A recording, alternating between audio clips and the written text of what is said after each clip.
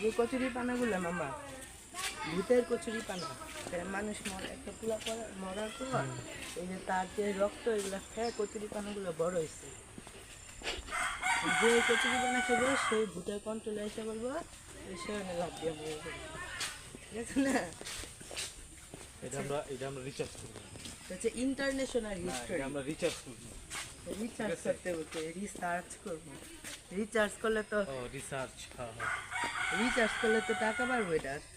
যে রুকে আপু ওই দেখলে না ঘর, মাটির ঘর, হ্যাঁ এটার মধ্যে নিয়ে পানি ঘরের পিছে অনেক জমি জমা আছে আর ওইখানে ওই বড়ি গাছ ছিল, এখন আছে কিনা জানি না।